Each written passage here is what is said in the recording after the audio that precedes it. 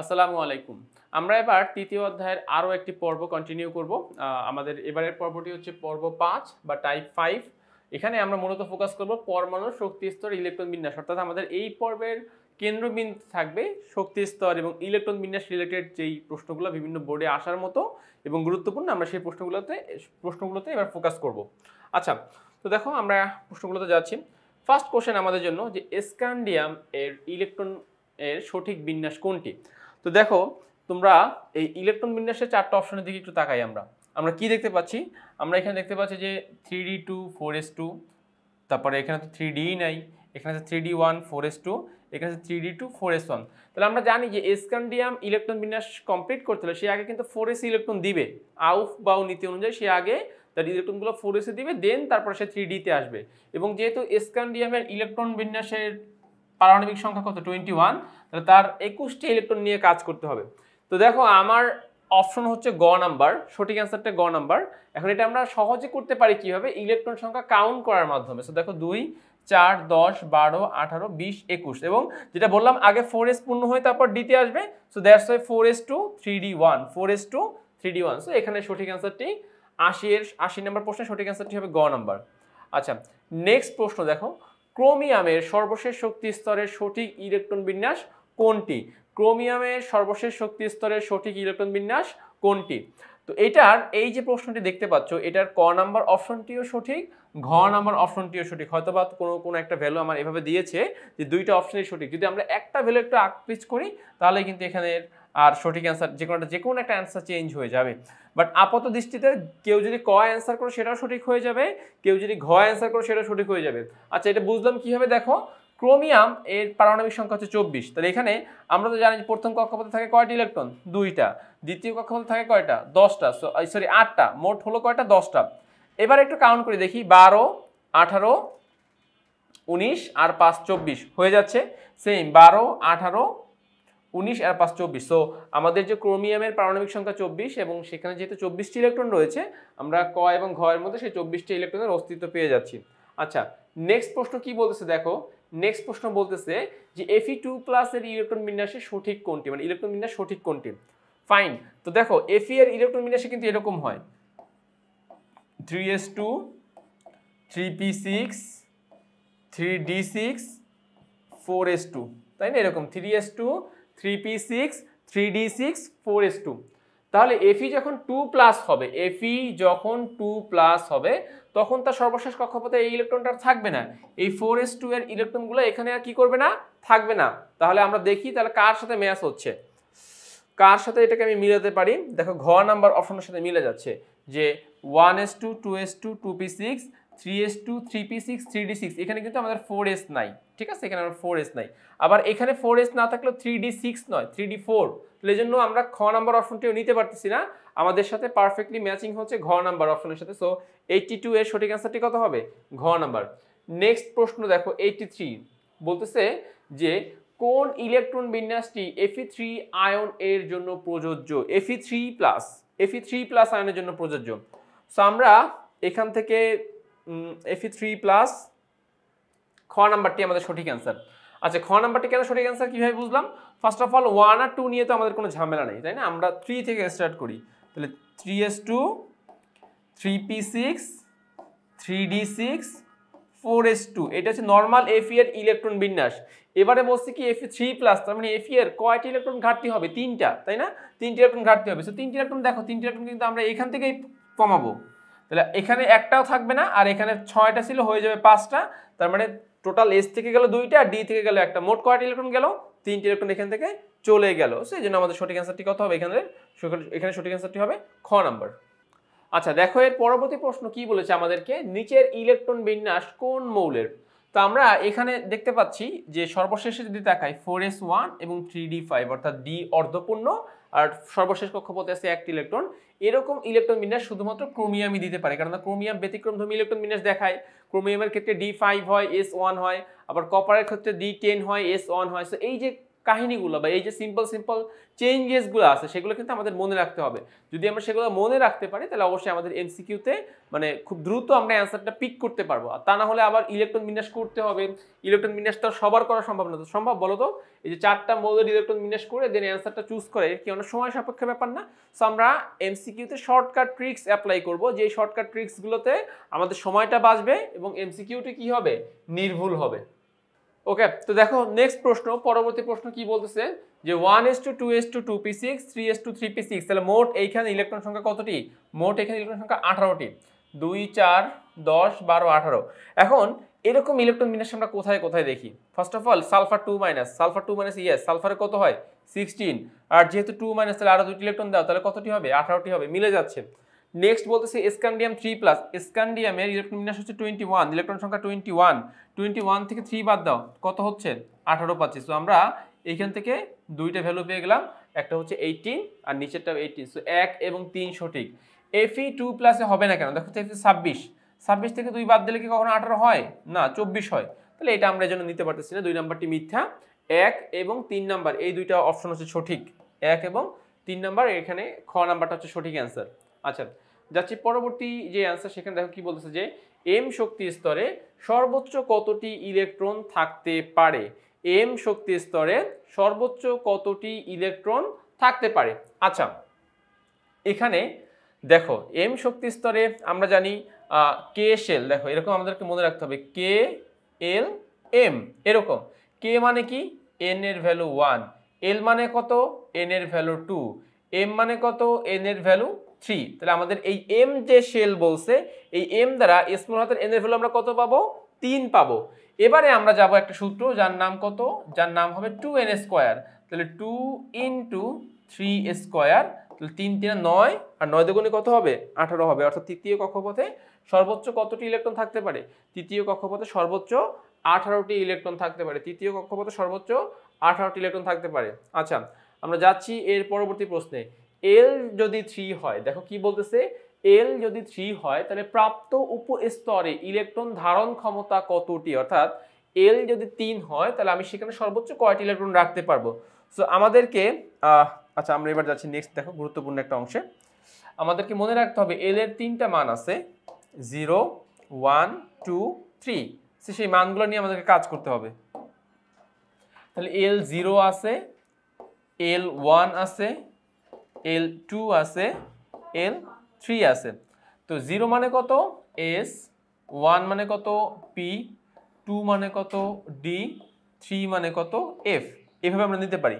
এখন বলছে এল যদি 3 হয় তাহলে সূত্র কি বলতো? 2 × 12 + 1, তাই না? 2 × 12 + 1 এই সূত্র আমরা ব্যবহার করতে পারবো। তাহলে 2 × এই যে 2, এল এর মান তো 3 বলেই দিয়েছে প্রশ্নে, +1। তাহলে দেখো 2 3 দুগুণে কত হয়? 6 আর 1 7, 7 দুগুণে কত হয়? 14, 14 হয়। তাহলে এল যদি 3 হয়, এল যদি 3 হয় তাহলে সেখানে আমরা সর্বোচ্চ কতগুলো ইলেকট্রন রাখতে পারবো? সেখানে আমরা 14টি ইলেকট্রন রাখতে পারবো। দেখো আমাদের এখানের সাথে আমাদের ঘ নাম্বার যে অপশনটি রয়েছে, ঘ নাম্বার 14, এই অপশনের সাথে এটা মিলে যাচ্ছে, এই অপশনের সাথে এটা মিলে যাচ্ছে। আচ্ছা, নেক্সট প্রশ্ন, কপারের এম শেলে কতটি ইলেকট্রন থাকে? কপারের এম শেলে কতটি ইলেকট্রন থাকে? সো আমরা এখন যে কাজটা করব, ফার্স্টে আমরা কপারের ইলেকট্রন বিন্যাস করব, দেন আমরা সেখান থেকে অ্যান্সারটি বের করব। ওকে ফাইন, তাহলে আমরা এরকম লিখতে পারি, copper 29, 1s2 2s2 2p6 3s2 3p6 3d10 4s1। তোমরা জানো কিন্তু কপার ব্যতিক্রমধর্মী ইলেকট্রন বিন্যাস দেখো, d9 হওয়ার কথা বা d10 হয়ে 4s1 হয়ে যায়। আচ্ছা, এম শেল বলছে তাই না? তাহলে এটা হচ্ছে কে, এটা হচ্ছে এল, এটা হচ্ছে এম। এবারে কাউন্ট দাও তো, এখানে কয়টি ইলেকট্রন আছে? 10 আর 6 16 আর 2 কত হয়? 18। তাহলে আমরা কপারের এম শেলে কতটি ইলেকট্রন পাচ্ছি? 18। সো এটা এখানেও দেখো আমাদের সঠিক অ্যান্সার হবে ঘ নাম্বার। সঠিক অ্যান্সারটি কত হবে? ঘ নাম্বার। আচ্ছা, 89 নাম্বার, ক্রোমিয়ামের এম শেলের ইলেকট্রন সংখ্যা কত? ক্রোমিয়ামের, সো আমরা কপারকে ক্রোমিয়াম বানাইতে পারবো একটু হালকা চেঞ্জ করে। So chromium 24। তো 24 যদি হয় তাহলে আমাদের চেঞ্জ হবে শুধুমাত্র এই দুইটা জায়গায়, এটা হবে আমাদের 5, এটা হবে আমাদের 1। দেখি তো একটু কাউন্ট দিয়ে দেখো, 2 4 10 12 18 18 আর 19, 19 আর 5 24, ইয়েস ক্রোমিয়াম। তাহলে ক্রোমিয়ামের এম শেল ইলেকট্রন আছে কয়টা বলো তো? 6 5 11 আর 2 কত হবে? 13 হবে। 11 আর 2 13, সো আমরা এখান থেকে 13। আমরা ক্রোমিয়ামের এম শেলে কতটি ইলেকট্রন পাচ্ছি? 13টি। 13টি ইলেকট্রন পাচ্ছি ক্রোমিয়ামের এম শেলে। তো দেখো ক্রোমিয়ামের এম শেল ইলেকট্রন সংখ্যা 13টি, এই যে গ নাম্বার 13টি। আচ্ছা, Fe3+ আয়নের এম শেলে কতটি ইলেকট্রন রয়েছে? আগেই কিন্তু বলতেছে Fe3+, প্রশ্নটা বুঝতে হবে ভালোভাবে। Fe3+ এর এম শেলে কতটি ইলেকট্রন রয়েছে? তাহলে ফার্স্টে আমাকে এখানে একটা কাজ বেশি, এখানে ফার্স্টে আমার ইলেকট্রন বিন্যাস করতে হবে, দেন Fe3+ এর কাছে যেতে হবে, দেন বাকি হিসাব নিকাশ। তো আমরা দেখো স্টেপ বাই স্টেপ করতেছি সেই পয়েন্টগুলো। ফাইন, তো সবার আগে দেখো Fe এর নরমাল ইলেকট্রন বিন্যাস করো। নরমাল ইলেকট্রন বিন্যাসে কি হবে? 1s2 2p6 3s2 3p6 3d6 4s2, এটা হচ্ছে Fe এর নরমাল ইলেকট্রন বিন্যাস। এবারে বলতেছে যে Fe তো নরমাল না, Fe হবে 3+, তাহলে কি হবে? সর্বশেষ কক্ষপথ থেকে ইলেকট্রন সংখ্যা কমাতে হবে। তাহলে এখান থেকে দুইটা বাদ দিব আর এখান থেকে একটা বাদ দিব। সো যদি এখান থেকে দুইটা বাদ দিই তাহলে এখানে হবে 0 আর এখান থেকে একটা 6 ছিল, হয়ে যাবে 5। এবারে দেখো এম শেলে কয়টা ইলেকট্রন আছে? তো তাহলে 5 আর 6 11 আর 2 13, তাহলে এখানে আমরা অ্যান্সার কত পাচ্ছি? 13 পাচ্ছি। অর্থাৎ Fe3+ এর এম শেলে কতটি ইলেকট্রন রয়েছে? 13টি। তাহলে এখানে সঠিক অ্যান্সারটি কত হবে? 13 হবে। আচ্ছা, নেক্সট প্রশ্ন দেখো কি বলতেছে। কপারের এন কক্ষপথে কতটি ইলেকট্রন আছে? কপারের এন কক্ষপথে, সো আমরা এখন দেখব। তো কপারের যদি আমরা ইলেকট্রন বিন্যাস করতে চাই এখান থেকে কপার, সো দেখো Cu29, তাহলে আমরা এখান থেকে কপারের তো ইলেকট্রন বিন্যাস একটু ব্যতিক্রম নিয়মে হয়, সেটা তো আমরা জানি। সো এখান থেকে আমরা লিখতে পারি এটা হচ্ছে 10 আর এটা হবে 1। তো এটা KLMN, তাহলে এটা হবে এন শেল। তাহলে কপারের এন শেলে কয়টি ইলেকট্রন দেখা যাচ্ছে আমাকে বলো তো? কপারের এন শেলে ইলেকট্রন সংখ্যা 1, সর্বশেষ কক্ষপথ KLMN, সর্বশেষ কক্ষপথ ইলেকট্রন সংখ্যা 1টি। তো দেখি আমাদের অপশনের মধ্যে কি 1 রয়েছে কিনা। আমাদের অপশনের মধ্যে 1 রয়েছে কিনা, ইয়েস। ঘ নাম্বারে আমরা দেখতে পাচ্ছি যে 1, কপারের এন শেলে বা এন কক্ষপথে ইলেকট্রন সংখ্যা কতটি? 1টি। এবারের প্রশ্ন দেখো, Fe এর এম শেলে কতটি ইলেকট্রন থাকে? Fe এর এম শেলে, সো আমরা এই ইলেকট্রন জিনিসটাকে কাজে লাগাই Fe এর জন্য। এই যে, তো দেখো Fe26 এর এম শেলে বলতেছে, সো এখানে একটা চেঞ্জ হবে, এটা 10 হবে না, এটা 1 হবে না, সেটা হবে 2 আর এটা হবে 6। তাহলে এম শেলে কতটি ইলেকট্রন দেখো? 6 আর 6 কত? 12, 12 আর 2 14, তাই না? 14টি। কতটি ইলেকট্রন পাচ্ছি আমি? 14টি। অর্থাৎ Fe এর এম শেলে 14টি ইলেকট্রন রয়েছে। Fe এর এম শেলে কতটি ইলেকট্রন রয়েছে? 14টি ইলেকট্রন রয়েছে। তো দেখি আমাদের 14 নামে কোনো অপশন আমরা পাচ্ছি কিনা। ইয়েস, আমাদের এখানে সঠিক অ্যান্সারটা এই যে গ নাম্বারটা। ওকে, এবারে দেখো নেক্সট প্রশ্ন। পরমাণুর ডি উপশক্তি স্তরে সর্বোচ্চ ইলেকট্রন ধারণ ক্ষমতা, অর্থাৎ ডি যে স্তরটি রয়েছে, এই ডি স্তরটি সর্বোচ্চ কয়টা ইলেকট্রন ধারণ করতে পারে? আমরা জানি ডি তে ইলেকট্রন সর্বোচ্চ আমরা 10টা দিতে পারি। আমাদের সূত্র কি? আমাদের সূত্র হবে 2 × 12+1। এই সূত্র অনুযায়ী ডি এর এই এল এর জায়গায় ডি এর মানটা হচ্ছে 2 বসাবো। সো দেখো এরকম 2 দুগুণে 4, 4 আর 1 5, 5 দুগুণে কত হবে? 10। অর্থাৎ ডি উপশক্তি স্তরে আমরা সর্বোচ্চ 10টি ইলেকট্রন সর্বোচ্চ দিতে পারবো। আচ্ছা, দেন এর পরবর্তী প্রশ্ন, ম্যাঙ্গানিজ মৌলের ইলেকট্রন বিন্যাসে ব্যবহৃত সর্বোচ্চ শক্তি স্তরের মান কত? অর্থাৎ ম্যাঙ্গানিজের যে ইলেকট্রন বিন্যাস করে সেখানে সে হাইয়েস্ট কত পর্যন্ত সর্বোচ্চ যে কোয়ান্টাম সংখ্যা এটা সে ব্যবহার করতে পারে। তো এটা আসলে ইলেকট্রন বিন্যাস থেকে, হ্যাঁ আমি নর্মালি জানি এটা 4 হবে, কিন্তু তোমাদের যাদের সমস্যা হয়, তোমরা যারা বুঝতে পারো না যে আসলে কত হবে, তারা এখানে এক্সামে খুব দ্রুত তুমি ইলেকট্রন বিন্যাসটা করে ফেলবা। ম্যাঙ্গানিজ, আচ্ছা ম্যাঙ্গানিজ কত হবে? 25 25 হবে। তো 25 যদি হয় আমাদের এখানে চেঞ্জ হবে, এইটা হয়ে যাবে আমার 5। তাহলে সর্বশেষ ইলেকট্রনটা কোথায় যাচ্ছে বলো তো? এন শেলে যাচ্ছে না, বা চতুর্থ প্রধান শক্তি স্তরে যাচ্ছে। তাহলে বলা যায় যে ম্যাঙ্গানিজের জন্য সর্বশেষ ইলেকট্রন বা সর্বোচ্চ ইলেকট্রন যেই কক্ষপথে যাবে সেটা হবে চতুর্থ কক্ষপথ বা চতুর্থ শক্তি স্তর। সো এই 4, যে কত 4 আছে কিনা? ইয়েস, আমরা এখান থেকে গতে পাচ্ছি 4। সো ম্যাঙ্গানিজ মৌলের ইলেকট্রন বিন্যাসের ব্যবহৃত সর্বোচ্চ শক্তি স্তরের মান কত হবে? 4 হবে। আচ্ছা, নেক্সট প্রশ্ন, উপশক্তি স্তর 4d এর জন্য n+l এর মান কত? আচ্ছা, তাহলে এখানে এই n এর মান হবে 4 যেহেতু 4d, আর d এর জন্য এদের মানটা হবে 0 1 2, তাহলে l এর মান কত হবে? 2 হবে। তাহলে 4 + 2 = কত হবে? 6। 4 + 2 = 6। তাহলে বলা যায় যে উপশক্তি স্তর 4d এর জন্য n+l এর মান পাবো কত আমরা? 6। আচ্ছা, নেক্সট প্রশ্ন দেখো, প্রধান শক্তি স্তর n যদি 3 হয় এবং উপশক্তি স্তর l যদি 2 হয়, এর জন্য কোন অরবিটালটি পাওয়া যায়? প্রথমেই খুঁজবো 3, তাহলে এখানে সবার সাথে 3 আছে, তার মানে সবাই অ্যান্সার। বাট 2 তো আর সবার জন্য না, আমরা জানি 0 1 2, তাহলে 2 এর জন্য কি পাই? 2 এর জন্য কাকে পাই? d কে পাই, তাহলে 3d। এই হচ্ছে 3 আর 2 এর জন্য পাই d কে, সো 3d সঠিক অ্যান্সার গ নাম্বার। 96 এর সঠিক অ্যান্সারটি কত হবে? গ নাম্বার। পরবর্তী প্রশ্ন দেখো, n যদি 3 হয়, l যদি 2 হয়, নিচের কোনটি সম্ভব? নিচের কোনটি সম্ভব? তাহলে 0 1 2, তাহলে এখান থেকে তো আমরা সেম অ্যান্সারই পাচ্ছি। আমরা এখানে বলতে পারি কত? 0 1 2 ডি, 3d ক নাম্বারটা আমাদের। হ্যাঁ দেখো, প্রশ্ন সেম, আমাদের 96 এবং 97 এর প্রশ্ন সেম, বাট অপশনের পজিশন এবং বোর্ড প্রশ্ন আলাদা। একটা হচ্ছে কুমিল্লা বোর্ড 25-এ এসেছে, আর একটা যশোর বোর্ড 23-এ এসেছিল। তো আমাদের প্রশ্ন সেম বিধায় আমরা সেম প্রশ্ন নিয়ে এসেছি তোমাদের জন্য, যে না এইগুলো তোমরা প্র্যাকটিস করতে পারো। আচ্ছা, নেক্সট প্রশ্ন, n = 3 হলে কোন অরবিটালটি অসম্ভব? মানে এখানে আসলে n এর মান যদি 3 হয়, n এর মান যদি 3 হয়, কোন অরবিটালটা পাওয়া কোনোভাবেই সম্ভব না, এটা হচ্ছে 3f, এইটা অ্যান্সার। এখন কেন পাওয়া সম্ভব না? কেন দেখো, l এর মান নির্ণয়ের সূত্র কি? l এর মান নির্ণয়ের সূত্র হবে 0 থেকে n-1 পর্যন্ত, 0 থেকে n-1 পর্যন্ত।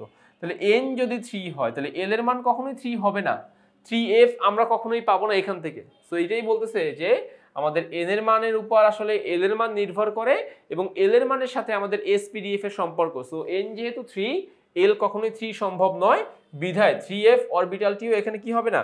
সম্ভব হবে না। আচ্ছা, যাচ্ছি পরবর্তী প্রশ্ন দেখো, কোন ইলেকট্রন বিন্যাস বিশিষ্ট মৌল অধিকতর স্থায়ী? এখানে 4টা অপশন তোমাকে দিচ্ছে যে কে সবথেকে বেশি স্থায়ী। সো আমরা জানি অর্ধপূর্ণ, অর্ধপূর্ণ অথবা পরিপূর্ণ যারা হয় তারা কিন্তু সেটা কিন্তু বেশি স্থায়ী হয়। অর্ধপূর্ণ, অর্ধপূর্ণ এবং পরিপূর্ণ যারা থাকে তারা কি বেশি স্থায়ী হয়। সো 99 এর সঠিক অ্যান্সারটি হবে খ নাম্বার। আচ্ছা, আমরা যাচ্ছি 100। দেখো, কপারের ইলেকট্রন বিন্যাসে কোনটি সুস্থিত অবস্থা? অর্থাৎ কপার তো জানি আমরা ব্যতিক্রমধর্মী ইলেকট্রন বিন্যাস দেখাই। এখন এই ব্যতিক্রমধর্মী ইলেকট্রন বিন্যাসের মধ্যে কপারের কোন অবস্থাটাকে আমরা সুস্থিত বলবো? এটা কি ব্যতিক্রমধর্মী হবে নাকি নরমালটা হবে? সো প্রথম কথা, এখান থেকে সঠিক অ্যান্সারটি কত হবে? এখানে সঠিক অ্যান্সারটি খ নাম্বার, যেটা অলরেডি একটু আগে তোমাদেরকে বলেছিলাম যে আগেটা ছিল অর্ধপূর্ণ আর এটা কি পরিপূর্ণ। মানে এখানে ডিতে 10টি ইলেকট্রন থাকতে পারতো, সেই 10টাই আছে। ডিতে 10টি ইলেকট্রন থাকতে পারতো, সেই ডিতে কয়টি ইলেকট্রন আছে? 10টাই আছে। সো এখানে আমরা বলতে পারবো যে কপার সে তার পরিপূর্ণ ইলেকট্রন বিন্যাস, পরিপূর্ণ ডি অরবিটাল যেটা, সেটাকে আমরা বেশি স্থিতিশীল বলতেছি, এবং এটা কিন্তু ইলেকট্রন বিন্যাসের ব্যতিক্রমধর্মী নিয়ম, ইলেকট্রন বিন্যাসের এটা ব্যতিক্রমধর্মী নিয়ম। সো দেখো পরবর্তী প্রশ্নে কি বলতেছে, পরমাণুর এন শেলে কয়টি উপশক্তি স্তর থাকে? এন শেলের কথা বলেছে, মানে চতুর্থ যে শেলটা, চতুর্থ যে কক্ষপথটা। আচ্ছা, সো আমরা জানি যে এন শেলের জন্য এন এর মান কত হবে? 4, তাই না? তাহলে এল এর মান কত হবে? দেখো, এল এর মান হবে এরকম, 0 থেকে এল = 0 থেকে n-1 পর্যন্ত, 0 থেকে n-1 পর্যন্ত। এখন n-1 সমান কত হয়? n-1 সমান হয়ে যায় 3, কারণ 4 থেকে 1 বাদ দিলে 3 হয়ে যায়। তাহলে কি পাচ্ছি? 0 পাচ্ছি, 1 পাচ্ছি, 2 পাচ্ছি, 3 পাচ্ছি। সো এখানে কত হবে? 4, ঘ নাম্বার সঠিক অ্যান্সার। যে পরমাণুর এন শেলে উপশক্তি স্তর থাকে কতটি? 4টি। এন শেলে উপশক্তি স্তর কতটি থাকে? 4টি। আচ্ছা, গেল এটা। নেক্সট প্রশ্ন দেখো, এল শক্তি স্তরে বিদ্যমান ইলেকট্রন শক্তির বিকিরণ ঘটিয়ে কোন শক্তি স্তরে গমন করবে? তাহলে আমি ফার্স্ট একটা ডায়াগ্রামের মতো এঁকে নেই, তাহলে তোমাদের বুঝতে সুবিধা হবে। ধরো এরকম, তাই না? তাহলে এটা হচ্ছে কে, প্রথমটাকে আমরা কি বলবো?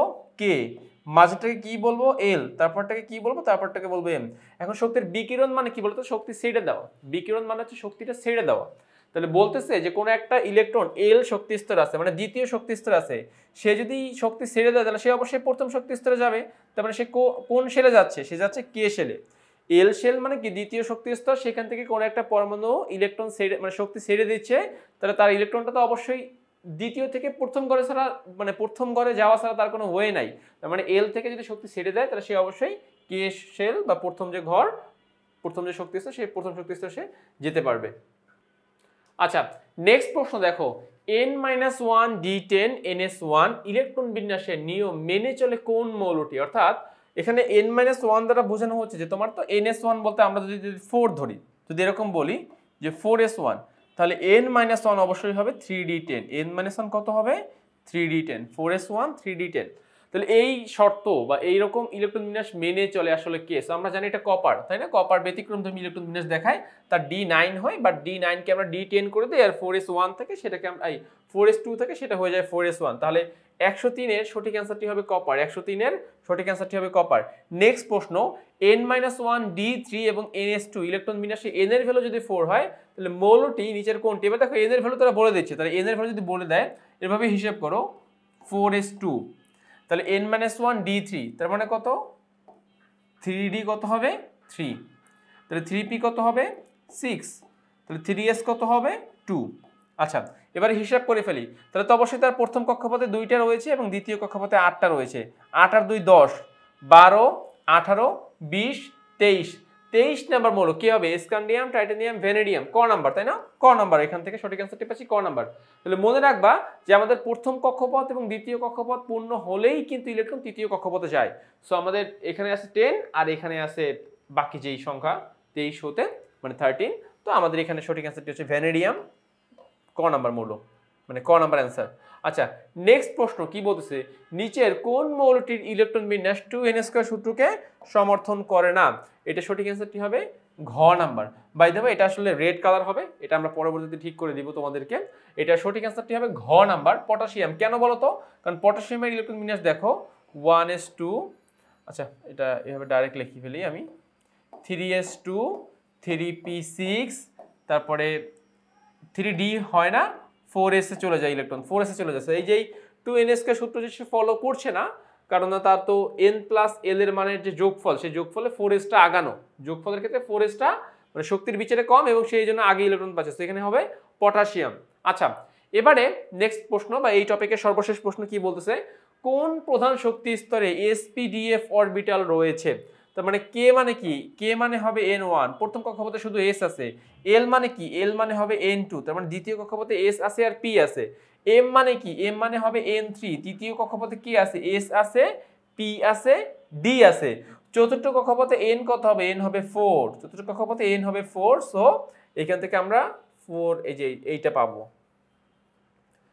sp-df, n যখন 4 হবে। সো আমাদের সঠিক অ্যান্সারটা কত হবে? এটা না, এটা আসলে এই যে এইটা হবে সঠিক অ্যান্সার। সো n যদি 4 হয় তখনই আমরা শুধুমাত্র sp-df পাই, অর্থাৎ 4s, 4p, 4d, 4f। So আমাদের এখানে সঠিক অ্যান্সারটি কত হবে? ঘ নাম্বার।